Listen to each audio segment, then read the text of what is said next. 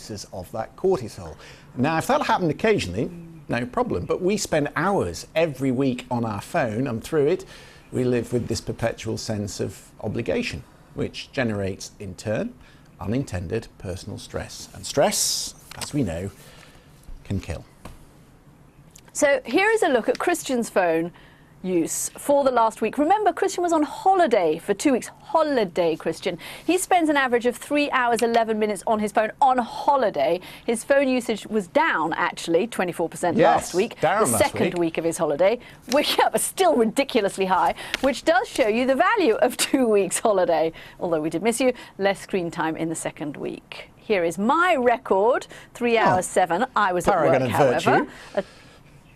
I was working a total through the week of 21 hours. I was working 49 minutes compared to Christian's 23. I think I'm clearly far more virtuous and less addicted than you are. Okay. I was on the Burnley website, 23 of those hours. Right, Rachel Kent is a lost to Man teaching City. fellow Tom was happy.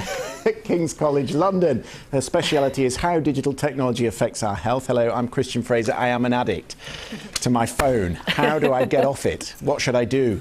I think the first thing is just to think about what you're using it for, because I think it's quite easy. Everything. I use it to turn my temperature up in my house, to look at my videos from my security camera, to everything. Yeah, but when our kind of society and culture is oriented around our social aspects, our professional aspects and family being mediated, it's very, very hard to differentiate when we're using it professionally or for certain productive purposes, or when we're using it for communication or sociality. And I think that's the hard thing now, is that everything's becoming mediated through our screens. Okay, and we need to be more reflexive about what we're using it for. Well, you're the professor. Have you gone cold turkey?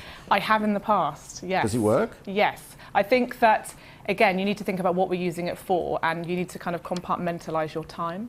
So being quite reflexive around, if I'm using it to communicate with friends, when does that become into scrolling aimlessly and getting distracted from individual goals or certain times of your day? I mean, looking at your kind of 3 hours a day, that's within very much the average of 4 hours a day that's been recently published in this study in the States. And I think that that's not uncommon. And if we're thinking about 4 hours every day, how much that's impacting on our day-to-day lives. That's a day of our week, Catty, that we just look at the phone. I mean, we don't smell the honey, we don't, taste the honey, smell the bees, whatever we do. It's a lot of time to be, being distracted from your day-to-day habits and lifestyle and friends and jobs. I don't smell bees. And my 13-year-old is even more addicted to all of this. Okay, Dr. Kent, we've seen these studies before. We know this. I feel like we know this information. This is not good for us. We all need to take tech holidays, whether it's for an hour, whether it's for a day, for a couple of days, whatever it is. What I thought was new and alarming about this study, even more alarming, was the fact that it can affect us physically. It can actually affect the length of our lives.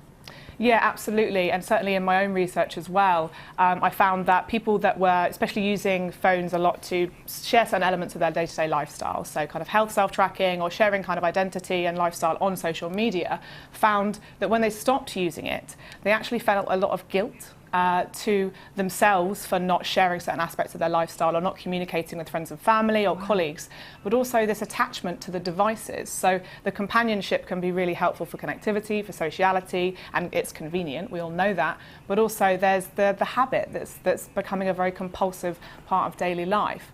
And that's certainly what came up in my study, is people needing to kind of reframe how they look at these devices and what they're using it for, and be quite reflexive about that.